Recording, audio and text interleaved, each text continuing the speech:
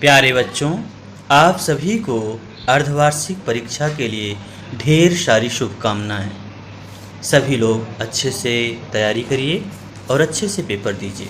आपका हिंदी का पेपर 13 तारीख को है, इसलिए अगर आपको कोई भी कन्फ्यूजन है, सिलेबस में कोई चीज़ नहीं समझ में आ रही हो, तो मैं एक बार आपको फिर से जो इसका प्रारूप है वो आपको समझा दे रहा हूँ, जिससे कि आपको किसी भी प्रकार की कोई परेशानी ना आए। सबसे पहले तो आपको ये ध्यान देना है कि आपके पास पर्याप्त समय है। 3 घंटे आपको समय दिए जा रहे हैं और 80 नंबर का आपका प्रश्न पत्र होगा।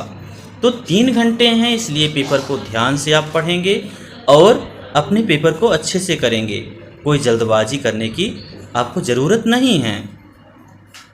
देखिए, आपको जो पहला प्रश्न आएगा वो रहेगा अपठित गद्यांश, और उसमें आपसे एक अपठित गद्यांश दे दिया जाएगा इस प्रकार से, और उससे संबंधित छोटे छोटे प्रश्न आपसे पूछे जाएंगे। इसलिए ऐसे अपठित गद्यांशों को आप ध्यान से पढ़िएगा और उसके बाद उसके जो भी प्रश्न होंगे उनका सही से उत्तर देने की कोशिश करना है। आपको सही से उसका उत्तर दीजिएगा।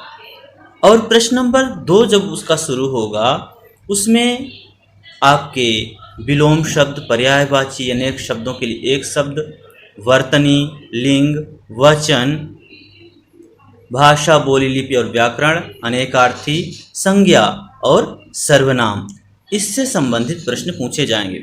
और आपको ये सारी चीज़ें दे दी गई हैं। शब्द भंडार जो आपको भेजा गया है उसमें विलोम शब्द, पर्यायवाची अनेक शब्दों के लिए एक शब्द, और इसके अलावा वर्तनी शुद्धिकरण से संबंधित कुछ प्रश्न पूछे जाएंगे। लिंग, वचन, ये सारी चीज़ें आपको समझाई गई हैं। आपको जो फर्स्ट चैप्टर है भाषा, बोली, लिपि, उससे भी संबंधित प्रश्न आ सकते हैं।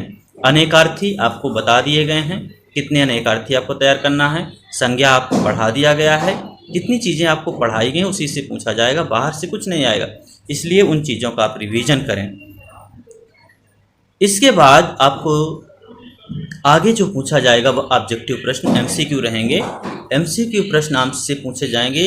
ये होगा आपकी कविता से, कोई भी काव्यांश दिया रहेगा, कोई भी कविता का एक अंश दिया रहेगा इस प्रकार से, और इससे संबंधित ऐसे काव्यांश से संबंधित 5 प्रश्न छोटे छोटे पूछे जाएंगे। और उन प्रश्नों को आपको ध्यान से पहले तो काव्यांश को पढ़ना है, उस कविता को पढ़ना है, उसके बाद जो भी उसके उत्तर होंगे उनको आपको सही करना है, उसमें टिक करना रहेगा।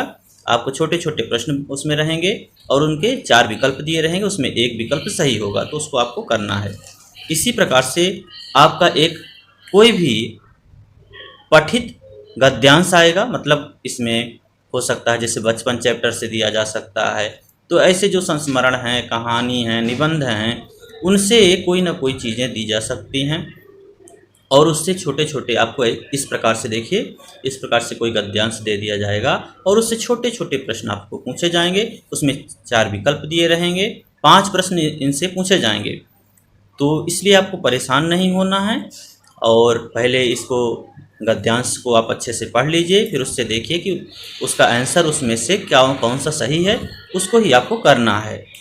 इसके बाद आपका जो अगला प्रश्न शुरू होगा, जो प्रश्न शुरू होंगे वो आपके पूरे वसंत से पूछे जाएंगे। उसमें शब्दार्थ हैं, प्रश्नोत्तर से संबंधित, तो छोटे छोटे उसमें प्रश्न होंगे, 25 प्रश्न होंगे एक एक नंबर के।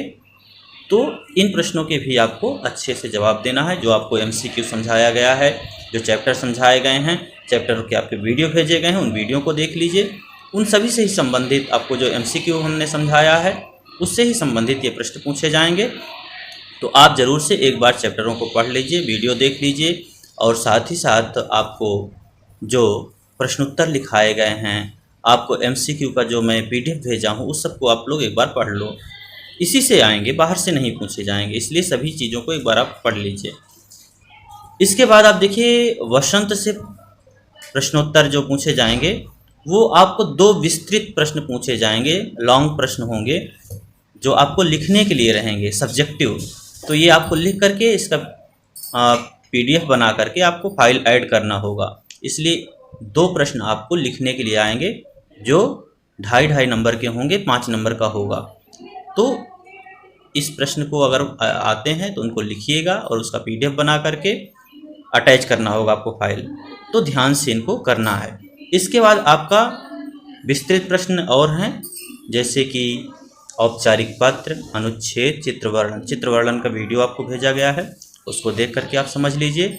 अनुच्छेद आपको समझाया गया था कि एक पैराग्राफ में जिन चीज़ों को हम लिखते हैं, और वो अनुच्छेद किसी भी प्रकार से आ सकते हैं, जैसे कि मेरा विद्यालय है, मेरा प्रिय दोस्त है, या कि शिक्षक दिवस पर हुआ, 15 अगस्त पर हुआ, 26 जनवरी पर हुआ।